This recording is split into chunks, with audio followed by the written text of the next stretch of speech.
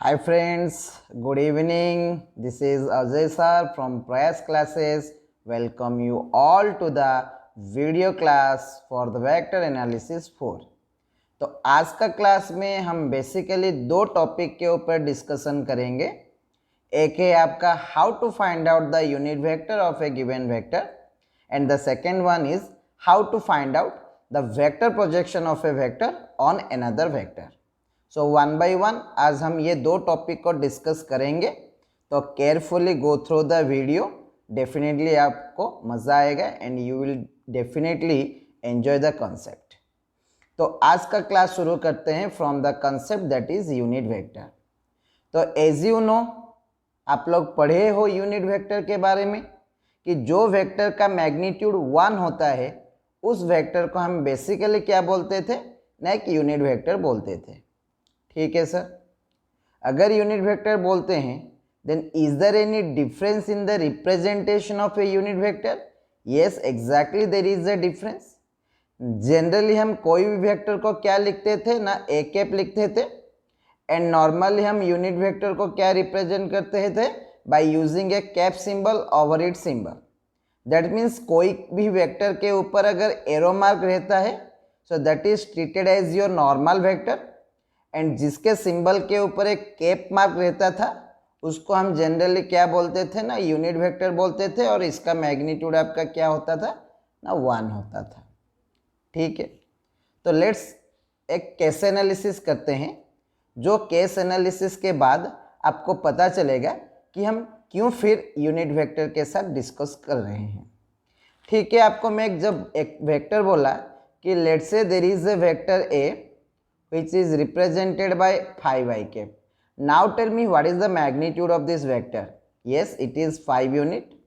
Now tell me what is the direction of this vector? Yes, I cap is there, means it is acting along x axis. Acha. Now tell me there is a vector B whose magnitude is 3 unit and it is acting along your z axis. तो आप इसको क्या represent करेंगे? As the magnitude is 3, तो हम numerically 3 बिठा दिए। Now हमको यहाँ पे क्या करना पड़ेगा ना, डायरेक्शन को रिप्रेजेंट करना पड़ेगा, एंड डायरेक्शन को मैथमेटिकली एक्सप्रेस करना पड़ेगा, एंड एलोंग जेड एक्सिस का मैथमेटिकल फॉर्म क्या होता है ना, के कैप होता है। तो ये दो एग्जाम्पल से आपको ये चीज़ क्लियर हुआ कि जैसा हम एक वेक्टर को मैथमेटिकली इक्वेशन फॉर्म में एक्सप्रेस करने के लिए ट्राई कर रहे हैं, हमको दो चीज़ का यहाँ पे ज़रूरत आ रहा है। एक तो है आपका मैग्नीट्यूड और दूसरा है आपका डायरेक्शन। सो मैग्नीट्यूड पार्ट को generally we are expressing by using the number system, while dealing with the direction we are expressing the direction by using the unit vector I cap and k cap। तो ठीक है sir, आपका तो x axis के लिए है I cap, y axis के लिए है तो सर आपका j cap, z एक्सिस के लिए आपका है k cap। अगर ये 3 लाइन पे अगर एक वेक्टर ना हो के अगर कोई दूसरा लाइन पे रहेगा देन वो लाइन का भी एक डायरेक्शन रहेगा, अगर वो लाइन का भी एक अगर डायरेक्शन रहेगा देन उसका भी एक मैथमेटिकल एक्सप्रेशन होगा। अगर होगा तो वो वाला हमको कैसा निकालना चाहिए। अगर वो निकाल सकते हैं देन डेफिनेटली हमको ये मालूम पड़ेगा कि every line has a direction which can be represented in mathematical form. So let's focus on that particular point कि अगर एवरी लाइन का एक डायरेक्शन है, अगर each direction can be represented mathematically then how to represent the direction mathematically. तो ठीक है, कोई भी वेक्टर को इन जनरल हम क्या लिख रहे हैं? Its magnitude which is a number, its direction which is represented by the unit vector.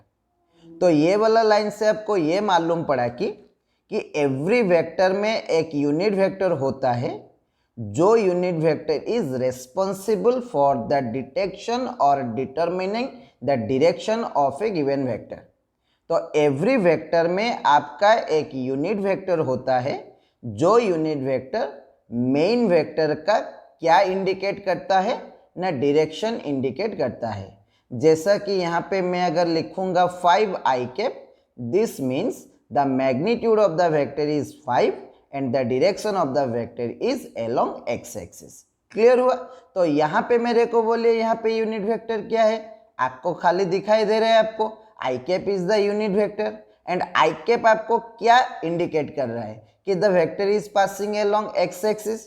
तो एवरी वेक्टर में आपका एक मैग्नीट्यूड रहेगा जो कि नंबर के द्वारा रिप्रेजेंट किया जाएगा एंड डेफिनेटली एक यूनिट वेक्टर रहेगा जो मैथमेटिकली वो वेक्टर का डायरेक्शन को इंडिकेट करेगा।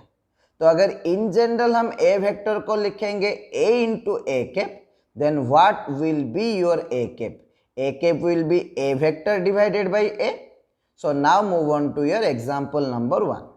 तो एग्जाम्पल 1 में आपको पूछा गया है कि अगर ए वेक्टर आपका 2i कैप होगा then what is the unit vector of this vector.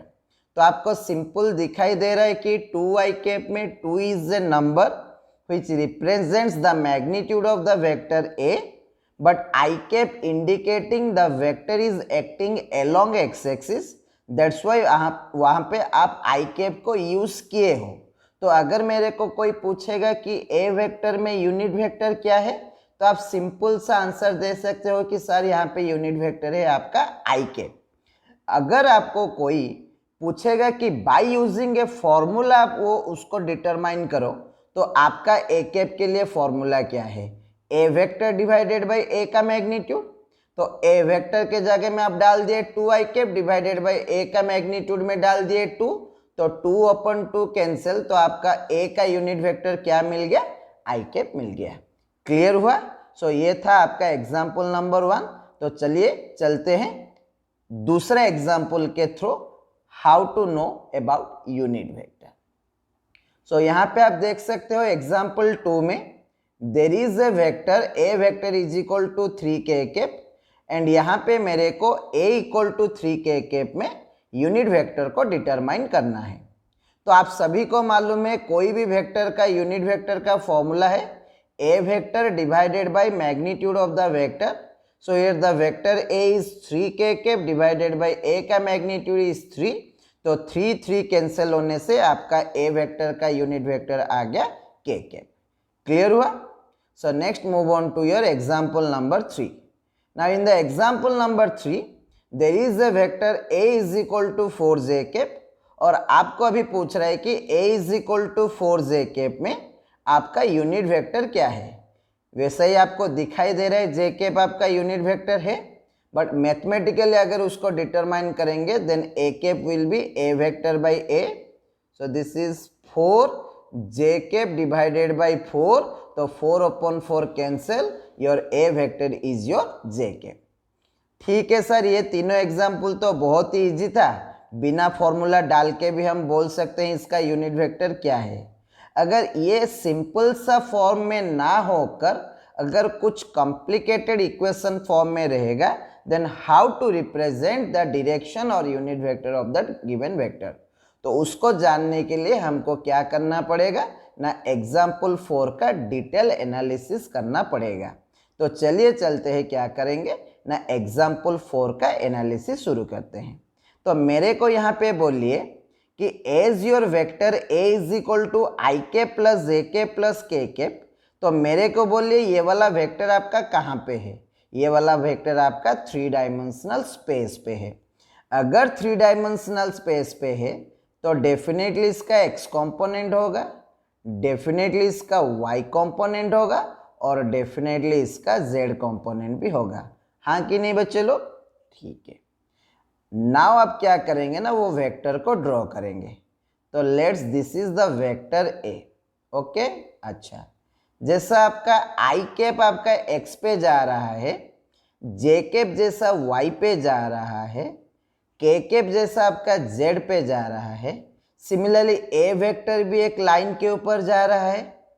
अगर ए वेक्टर एक लाइन के ऊपर जा रहा है देन डेफिनेटली ये लाइन का एक डायरेक्शन होगा।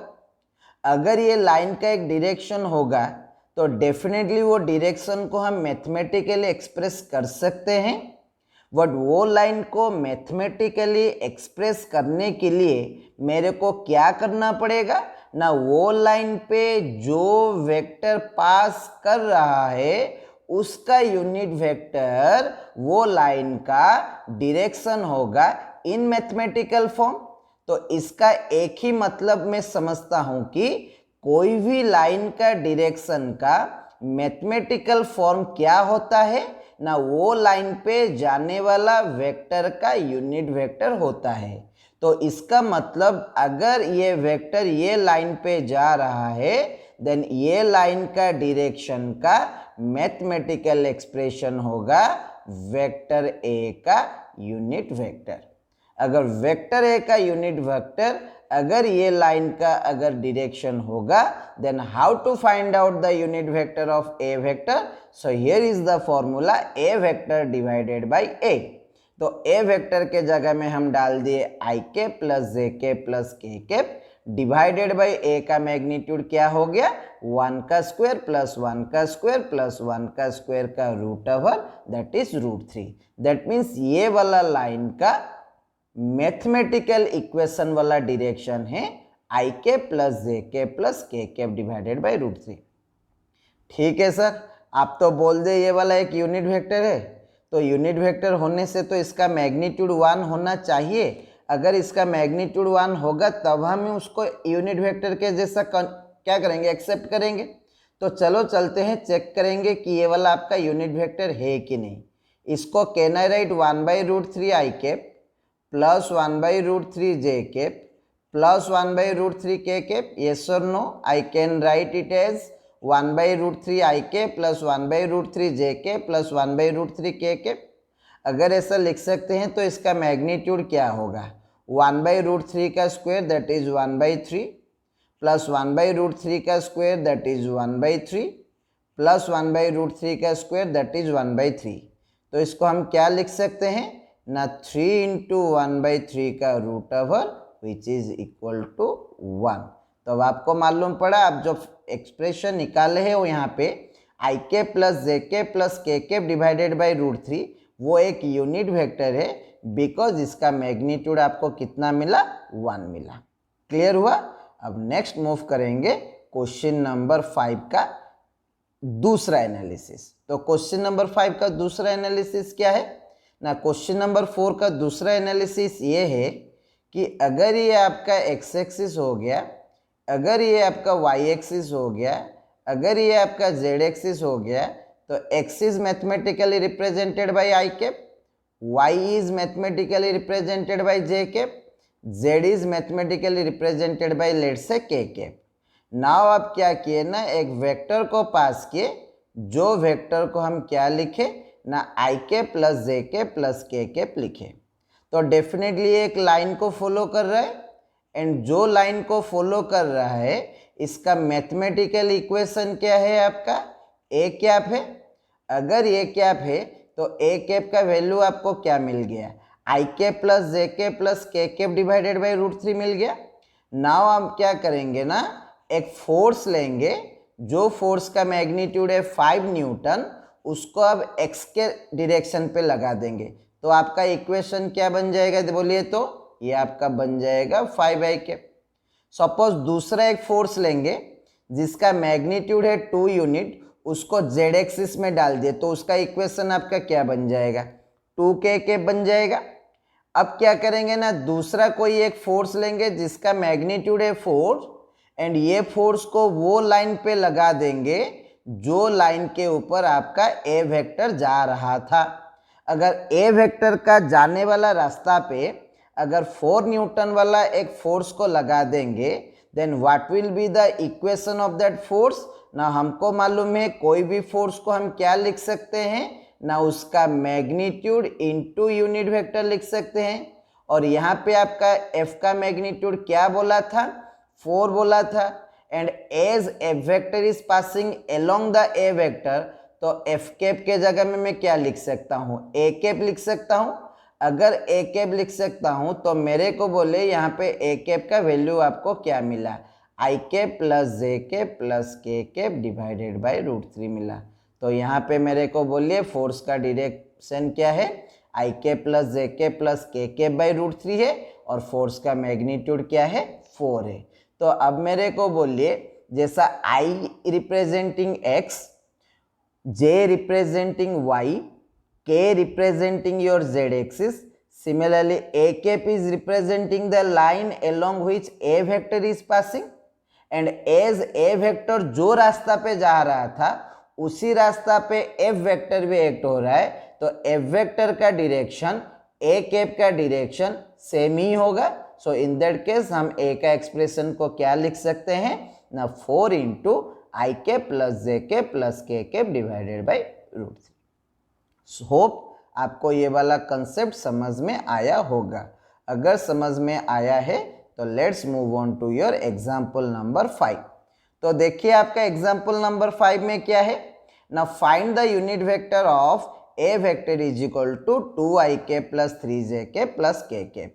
सो here also there is a vector x component, आपका y भी कॉम्पोनेंट रहेगा, यहाँ पे वेक्टर का z कॉम्पोनेंट रहेगा, क्योंकि आपका वेक्टर a है एक 3 डायमेंशनल वेक्टर. अगर वेक्टर a आपका 3 डायमेंशनल वेक्टर है तो इसका x कॉम्पोनेंट हो गया 2, y कॉम्पोनेंट हो गया 3, z कॉम्पोनेंट हो गया 4. नाउ मेरे को यहाँ पे बोलिए कि वेक्टर एक लाइन के ऊपर पास कर रहा है, जो लाइन का एक डेफिनेट डायरेक्शन होगा. अगर वो लाइन का एक डेफिनेट डायरेक्शन होगा तो वो डायरेक्शन को हम मैथमेटिकली रिप्रेजेंट कर सकते हैं. अगर कर सकते हैं तो वो डायरेक्शन का मैथमेटिकल एक्सप्रेशन किसके साथ इक्वल होगा, वो लाइन पे जो वेक्टर जा रहा है उसका यूनिट वेक्टर वो डायरेक्शन का मैथमेटिकल एक्सप्रेशन होगा. अगर मैथमेटिकल एक्सप्रेशन होगा देन ये लाइन का यूनिट वेक्टर और ये लाइन पे जाने वाला वेक्टर का यूनिट वेक्टर क्या देगा आपको, ये वाला लाइन का डायरेक्शन इन मैथमेटिकल फॉर्म देगा. अगर इन मैथमेटिकल फॉर्म देगा तो ए कैप का आपका फॉर्मूला क्या बन जाएगा, ए वेक्टर बाई ए बन जाएगा. तो ए वेक्टर में आप क्या डाले ना, 2i plus 3j plus k डाले, डिवाइडेड बाई a का मैग्नीट्यूड में क्या डाले ना, √14 डाले. तो आपको यहाँ पे एक यूनिट वेक्टर मिला जिसका वैल्यू क्या है ना, 2i cap plus 3j cap plus k cap divided by √14 है. तो नाउ आपका क्वेश्चन आया कि अगर मैं एक फोर्स लूंगा जिसका मैग्नीट्यूड है 5 एंड उसको अगर मैं x के डायरेक्शन पे लगा दूं तो f का इक्वेशन आपका क्या बन जाएगा, डेफिनेटली आपका 5i कैप बन जाएगा. सपोज मैं एक फोर्स ले रहा हूं जिसका मैग्नीट्यूड है 2 यूनिट और उसको अलोंग द y एक्सिस में डाल दिया हूं, तो f वेक्टर आपका क्या बन जाएगा, 2j कैप बन जाएगा.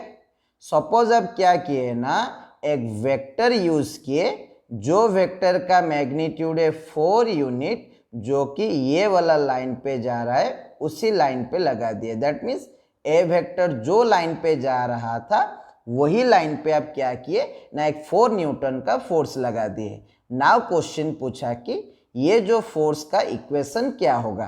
तो आप सभी को मालूम है any vector is represented by its magnitude which is 4 newton along with its direction that is F cap, and as the force is passing along the A line, तो ये आपका क्या बन जाएगा, A cap. And you know the A cap value is 2i plus 3j plus 4k plus k divided by √14. अब आया समझ में आपको. So this is all about your example number 5. तो होप आपको ये सारे क्वेश्चन समझ में आया होगा. So let's move on to your question number 6. So just go through the question number 6. So here the question number 6 is find the unit vector which is opposite to vector a is equal to I cap plus 2j cap plus k cap. ठीक है, तो पहले हम क्या करेंगे ना, vector को draw करेंगे. लेट से ये आपका हो गया x एक्सिस, लेट से ये आपका हो गया y एक्सिस, लेट से ये आपका हो गया z एक्सिस, लेट से ये आपका हो गया vector a is equal to I cap plus 2j cap plus k cap. तो डेफिनेटली ये वेक्टर एक लाइन के ऊपर जा रहा है.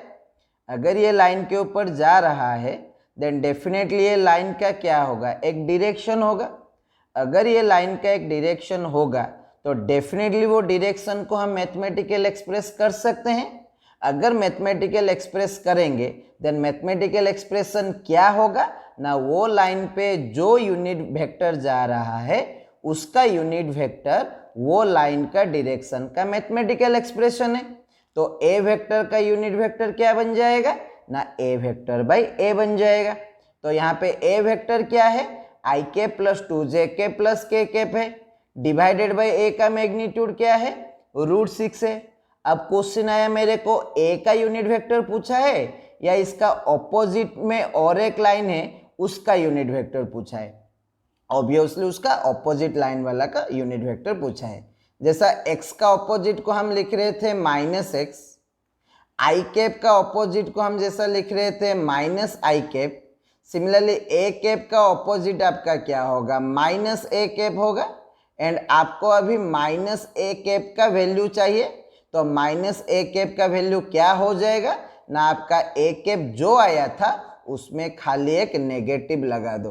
तो नेगेटिव लगा देने से आपका क्या बन जाएगा ना, i cap plus 2j plus k cap divided by √6 का होल के आगे में क्या लगा दिए ना, एक माइनस लगा दिए। आया समझ में? So let's move on to your example number 7। तो देखिए तो आपका एग्जाम्पल नंबर 7 में क्या है ना, find the unit vector which is opposite two year 2i cap plus 2j plus 2k cap. तो पहले आप क्या कीजिए ना, 2i cap plus 2j plus 2k cap का यूनिट वेक्टर निकाल दीजिए। तो ये वाला वेक्टर का यूनिट वेक्टर आपका क्या हो जाएगा, ए वेक्टर डिवाइडेड बाई ए हो जाएगा। तो ए वेक्टर के जगह में आपका क्या है, 2i plus 2j plus 2k है, डिवाइडेड बाई ए का मैग्नीट्यूड आपका क्या आ गया, 2 का स्क्वायर प्लस 2 का स्क्वायर प्लस 2 का स्क्वायर का root over, so this is √12 आ गया। But as it is asked to find out the unit vector opposite to your A vector, तो इसके आगे में आप सिंपल क्या जोड़ देंगे, एक नेगेटिव साइन जोड़ देंगे। क्लियर हुआ? So next move on to your example number 8। Now देखिए तो आपका एग्जाम्पल नंबर 8 में क्या पूछा है ना, find the unit vector which is acting opposite to vector a is equal to i cap plus j cap plus k cap. तो simple सा बात है, पहले क्या निकालिए ना, i cap plus j cap plus k cap का unit vector find out कीजिए। तो i cap plus j cap plus k cap का यूनिट वेक्टर क्या होगा ना, vector a divided by vector a का magnitude. So this is I cap plus j cap plus k cap divided by √3.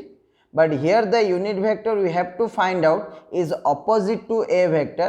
तो इसलिए आपका आंसर क्या बन जाएगा ना, a vector is a cap is equal to I cap plus j cap plus k cap divided by √3 का आगे में होल पे क्या लगा देंगे, एक माइनस लगा देंगे। तो ये जो क्वेश्चन 8 नंबर्स ऑफ क्वेश्चन हम यहाँ पे सॉल्व किए, तो यहाँ पे मेरे को रिप्रेजेंटेशन का मतलब अगर समझना है तो I can conclude it in one line that, जैसा x का एक यूनिट वेक्टर है आई कैप, y का एक यूनिट वेक्टर है j कैप, z का भी एक यूनिट वेक्टर है k cap, similarly every line का एक यूनिट वेक्टर रहेगा एंड एवरी लाइन का यूनिट वेक्टर को हम मैथमेटिकल एक्सप्रेस कर सकते हैं एंड वो लाइन के ऊपर जो वेक्टर जा रहा है उसका यूनिट वेक्टर वो लाइन का डायरेक्शन का मैथमेटिकल एक्सप्रेशन है। तो इसीलिए एक पॉइंट में आपका इनफाइनाइट नंबर ऑफ लाइंस अगर पास कर रहा है देन एवरी लाइन का एक एक डायरेक्शन होगा, जो डायरेक्शन को अगर मेरे को मैथमेटिकल एक्सप्रेस करना है तो मेरे को वहां पे क्या करना पड़ेगा ना, वो लाइन पे जो वेक्टर पास कर रहा है उसका डायरेक्शन फाइंड आउट करना है इन टर्म्स ऑफ उसका यूनिट वेक्टर। क्लियर हुआ? So this is all about your concept of unit vector of a given vector. Clear हुआ? तो इस वीडियो सेक्शन का द लास्ट टॉपिक और the second topic is your how to find out the vector projection of a given vector. तो यहाँ पे आप अगर एग्जाम्पल 1 को देखोगे तो यहाँ पे आपको एक क्वेश्चन पूछा है कि find the vector projection of a is equal to i cap plus j cap plus k cap on b vector is equal to 2i cap plus 3j cap plus k cap. अच्छा मेरे को बोलिए तो simple ये question में किसका projection किसके ऊपर पूछा है, यहाँ पे ए का प्रोजेक्शन बी के ऊपर पूछा है। दैट मीन्स अगर ये आपका ए वेक्टर बन गया, अगर ये आपका बी वेक्टर बन गया तो मेरे को यहाँ पे ए का प्रोजेक्शन बी के ऊपर that means it is simple asked me to find out a cos theta. yes or no? so मेरे को यहाँ पे क्या करना पड़ेगा ना, a cos theta का वैल्यू निकालना पड़ेगा। तो a cos theta क्या है ना, a cos theta आपका a का कंपोनेंट है और a का कंपोनेंट कौन सा डायरेक्शन पे है, b के डायरेक्शन पे है। एंड कोई भी वेक्टर का मैग्नीट्यूड और component passing along another vector को हम क्या बोलते थे ना, उसका स्केलर प्रोजेक्शन बोलते थे। तो a cos थीटा यहाँ पे a का कंपोनेंट है जो b में पास कर रहा है, इसलिए a cos थीटा हो गया a का स्केलर प्रोजेक्शन ऑन b और along b। And a cos theta का फॉर्मूला आपका क्या है ना, a cos थीटा का फॉर्मूला है a dot b divided by b। तो आपको a डॉट बी का फॉर्मूला मालूम है, ax bx plus ay by plus az bz that is 1 into 2 plus 1 into 3 plus 1 into 1 divided by b का magnitude that is root over of 2 का square plus 3 का square plus 1 का square का root over. तो यहाँ पे आपको a cos theta का वैल्यू आ गया 6 डिवाइडेड बाई रूट 14। क्लियर हो गया? अच्छा, मेरे को बोलिए आपको जो ये a cos थीटा आया ना, तो ये a cos थीटा बेसिकली आपका किसका कंपोनेंट है ना, a cos थीटा आपका बेसिकली a का कंपोनेंट है, बट प्रैक्टिकली ये किसको फॉलो कर रहा है ना, b वेक्टर को फॉलो कर रहा है। तो अगर मैं a cos थीटा को एक डायरेक्शन देने चाहूँगा देन डेफिनेटली आपको दिखाई दे रहा है कि as a cos theta is following b vector, तो b वेक्टर का डायरेक्शन जो होगा a cos थीटा का भी डायरेक्शन वही होगा। अगर a cos थीटा का डायरेक्शन वही होगा तो b वेक्टर का डायरेक्शन क्या है, जनरली b वेक्टर का डायरेक्शन आपका b कैप है, because any vector direction is represented by it's corresponding unit vector. तो अगर b वेक्टर के डायरेक्शन पे अगर a cos थीटा ट्रैवल कर रहा है that means a cos theta आपका b को फॉलो कर रहा है। अगर a cos थीटा b को फॉलो कर रहा है देन a cos थीटा का डायरेक्शन b वेक्टर का डायरेक्शन सेम होगा। अगर a cos थीटा का डायरेक्शन और b वेक्टर का डायरेक्शन अगर सेम होगा देन b वेक्टर का डायरेक्शन क्या है ना, b वेक्टर का डायरेक्शन b कैप है। अगर b वेक्टर का डायरेक्शन b कैप है देन a cos थीटा का भी डायरेक्शन क्या होगा, b कैप होगा। अब हम क्या करेंगे ना, हम अब एक क्या करेंगे ना, एक ऐसा वेक्टर बनाएंगे जो मैग्नीट्यूड लेगा a से बट डायरेक्शन लेगा b से। तो आपका यहाँ पे एक कंपोजिट वेक्टर फॉर्म हुआ जिसका मैग्नीट्यूड है a cos थीटा और डायरेक्शन है b के। Now tell me a cos theta क्या है, a का स्केलर प्रोजेक्शन है। जब उसको b कैप मिल गया मीन्स उसको एक डायरेक्शन मिल गया। जब a cos थीटा या स्केलर प्रोजेक्शन को जब एक डायरेक्शन मिल जाएगा ऑटोमेटिकली वो स्केलर प्रोजेक्शन आपका वेक्टर प्रोजेक्शन में कन्वर्ट हो जाएगा। तो a cos थीटा है ही तो a का component, as it is following b vector, इसलिए a cos थीटा का डायरेक्शन हो गया आपका b cap. Then vector projection of a on b आपका क्या हो गया ना, a cos theta into b cap हो गया। तो ऑलरेडी आप a cos थीटा मिल गया है, आपको खाली b कैप का वैल्यू निकालना पड़ेगा। Then what is the value of b cap, you know how to find out the unit vector of b vector, it is b vector by b का magnitude that is 2i plus 3j plus k divided by root 14। तो अब आपको b cap मिल गया है, simple a cos theta के साथ b cap को जोड़ दो तो आपका a cos theta b cap क्या बन जाएगा ना, 6 divided by root 14 into 2i cap plus 3j cap plus k cap divided by root 14। तो रूट 14 आपका क्या हो गया, 14 हो गया। तो फाइनली आपको a का वेक्टर प्रोजेक्शन ऑन b का इक्वेशन क्या मिला ना, 6 divided by 14 2i cap plus 3j cap plus k cap मिला। क्लियर हुआ? तो ये था आपका वेक्टर प्रोजेक्शन का न्यूमेरिकल नंबर 1। आपको आया समझ में? अगर आया है समझ में देन आपको दूसरा जो एग्जाम्पल दूंगा तब आपको फिर और भी समझ में आएगा। जो ठीक से क्लैरिफाई नहीं हुआ है तो again go through the example number 2। So now look over the example number 2। यहाँ पे क्या दिया है ना, there is a vector a is equal to 2ik plus jk plus kk whose vector projection is to be find out on vector b। तो question पढ़ने से मेरे को एक तो क्लैरिटी आ गया कि यहाँ पे मेरे को वेक्टर ए का प्रोजेक्शन निकालना है किसके ऊपर ना, वेक्टर बी के ऊपर। तो वेक्टर ए का प्रोजेक्शन वेक्टर बी के ऊपर का मीन्स ए का component along b that is a cos theta. Now a cos theta को हम क्या बोलेंगे ना, ए का स्केलर प्रोजेक्शन बोलेंगे बी के ऊपर। Then what is the formula for a cos theta, so this is a dot b by b. तो ए डॉट बी का वैल्यू क्या है ना, 2 into 1 plus 1 into 1 plus 1 into 1 divided by b का magnitude क्या है ना, 1 का स्क्वायर प्लस 1 का स्क्वायर प्लस 1 का स्क्वायर। तो फाइनली आपको ए कॉस थीटा का वैल्यू कितना मिला ना, 4/√3 मिला। Then what is a cos theta, a का कंपोनेंट कौन सा डायरेक्शन पे, बी का डायरेक्शन पे, एंड ए का कंपोनेंट एलोंग बी को हम क्या बोलते हैं ना, स्केलर प्रोजेक्शन बोलते हैं। नाउ अब क्वेश्चन आया, ये जो स्केलर प्रोजेक्शन आपका ए कॉस थीटा मिला ये है ही तो आपका ए को कंपोनेंट, बट वो बी को फॉलो कर रहा है।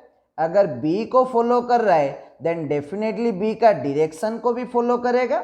अगर बी का डायरेक्शन को फॉलो करेगा देन आपका क्या होगा, ए कॉस थीटा का डायरेक्शन ना, ए कॉस थीटा का भी डायरेक्शन आपका बी कैप होगा। तो आप क्या करोगे ना, एक वेक्टर बनाओगे जिसका मैग्नीट्यूड है a cos theta but direction है आपका B cap.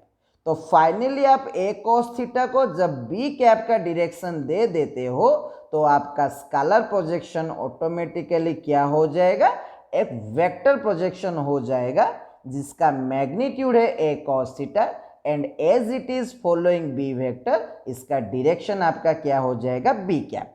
Then b cap का वैल्यू क्या है ना, आई के plus j k plus k cap divided by b का मैग्नीट्यूड √3। तो नाउ ये ए कॉस थीटा आपका स्केलर प्रोजेक्शन था, उसको बी कैप डाल दिए मीन्स आई के plus j k plus k cap by √3 डाल दिए। तो finally you got a vector which is represented by 4/3 into i के plus j k plus k cap which is known as the vector projection of A on vector B। Clear हुआ? सो ये था आपका example number 2 which is related to a vector projection। So next move on to the last example of your vector projection or the last question of this video session, जहाँ पे आपको एक vector B दिया गया है आई के plus j k plus के के एंड जिसका प्रोजेक्शन मेरे को निकालना है a vector is equal to 2ik plus 2jk plus 3k cap के ऊपर। तो लेट से एज यूजुअल ये आपका बन गया वेक्टर बी, लेट से ये आपका बन गया वेक्टर ए। नाउ मेरे को बी का प्रोजेक्शन ए के ऊपर निकालना है, दैट मीन्स मेरे को बी कॉस थीटा निकालना है एंड बी कॉस थीटा आपका बी का कंपोनेंट है ए के डायरेक्शन पे, इसलिए बी कॉस थीटा को हम क्या बोलेंगे ना, बी का स्केलर प्रोजेक्शन ए के ऊपर बोलेंगे एंड बी कॉस थीटा का वैल्यू आपका किसके साथ इक्वल होगा ना, ए डॉट बी बाई ए के साथ इक्वल होगा। तो ए डॉट बी का वैल्यू आपका क्या हो जाएगा, 1 into 2 plus 1 into 2 plus 1 into 3 divided by 2 का स्क्वायर प्लस 2 का स्क्वायर प्लस 3 का स्क्वायर। जो finally we got the projection as 7/√17। तो ये है तो आपका बी कॉस थीटा जो कि बी का कंपोनेंट, बट ये एक्ट कर रहे हैं आपका कौन सा डायरेक्शन पे, ए का डायरेक्शन पे। दैट मीन्स ये ए का डायरेक्शन को फॉलो कर रहे हैं मीन्स ए कैप को फॉलो कर रहे हैं।